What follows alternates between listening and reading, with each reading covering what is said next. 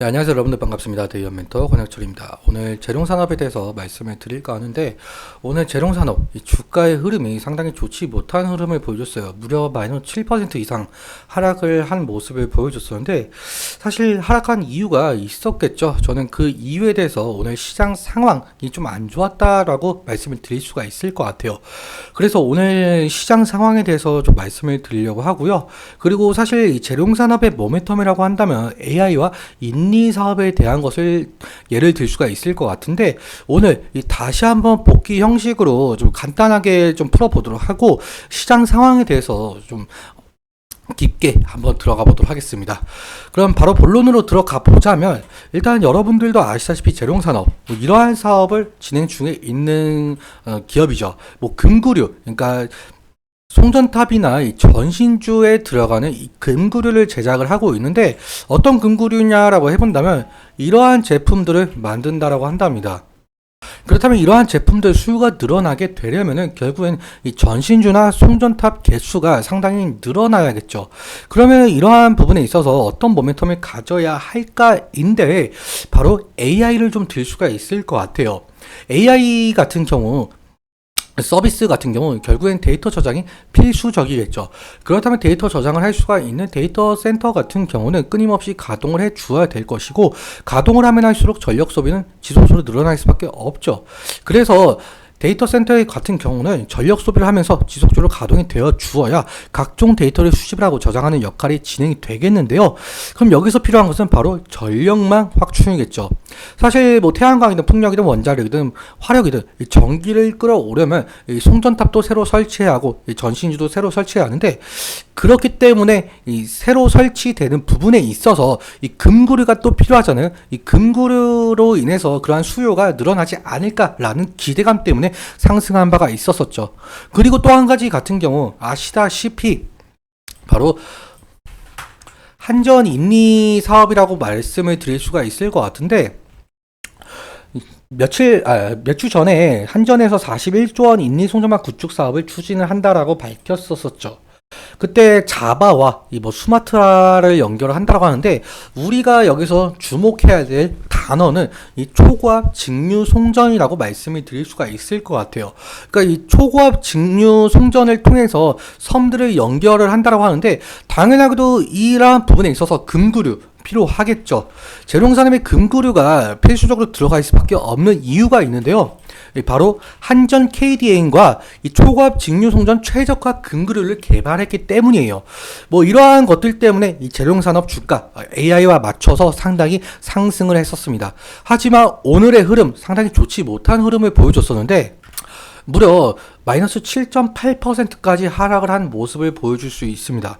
사실 오늘 시장 상황 좋지 못한 흐름을 보여줬었죠.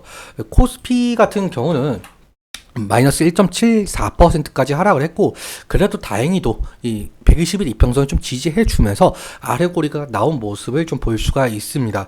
코스닥 같은 경우도 오늘 마이너스 2%, 무려 마이너스 2.4%까지 하락을 했다가 어느 정도 아래 고리가 달리면서 여기 이 부분을 좀 지지해 준 것으로 보이고 있는데, 사실 우리나라가 시장 상황이 미국의 장을 좀 많이 영향을 받잖아요. 어제 미국 장 어땠는지 좀 살펴보도록 할게요. 어제 미국 장이 다우존스만 해도 마이너스 1%, S&P 마이너스 2.3%, 나스닥 같은 경우는 무려 마이너스 3.6%까지 하락을 했는데요. 좀 더 자세하게 살펴보자면 어제 마이크로소프트 3.5%, 애플 2%, 구글은 마이너스 5%까지 하락을 한 모습을 볼 수가 있습니다. 그리고 황비디아라고 불리는 이 AI 대장주 엔비디아는 마이너스 6%까지 하락을 했고요. 테슬라 같은 경우는 마이너스 12%까지 하락을 했습니다. 사실 이렇게까지도 이 미국 장 안 좋았던 이유는 있는데, 이 뉴스를 좀 보면 알 수가 있을 것 같습니다. 이 뉴스에서 어떻게 얘기를 했냐면은, 현재 AI 열풍이 경계감이 확산이 되었대요. 그래서 이 나스닥이 2년 9개월 만에 최대폭으로 급락을 했다라고 밝히고 있습니다. 어제 여러 곳에서 미국 기업들이 2분기 실적이 발표가 되었는데, 이 구글이나 이 테슬라 같은 경우 실망스러운 실적이 발표가 되었대요. 그렇기 때문에 투매 현상이 나타났다라고 하는데, 그래서 이 인공지능, 그러니까 AI 열풍에 좀 과열된 게 아니냐는 우려가 커지는 분위기이기도 하죠. 그래서 이러한 점 때문에 어제 미국장 하락을 했고, 그리고 오늘 우리 한국장도 그거에 맞춰서 영향이 갔다라고 볼 수가 있을 것 같습니다.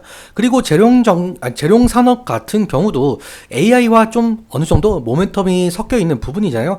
그래서 그 영향이 더 강했다라고 표현이 가능하겠죠.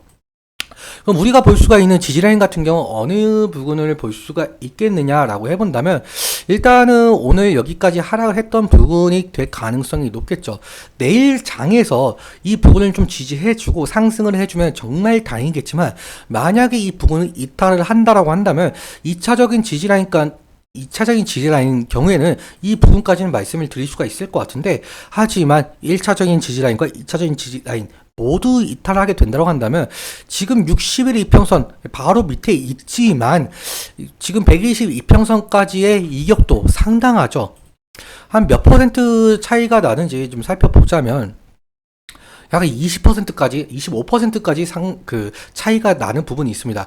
그렇기 때문에 이 60일 이평선 부분을 이탈하게 된다고 한다면 리스크적인 관리는 필요할 수 있을 것으로 보이고 있고요. 오늘 수급 잠깐 좀 살펴보도록 할게요. 오늘 수급 어땠는지. 오늘 개인이 54,000주가 매도가 되었고요.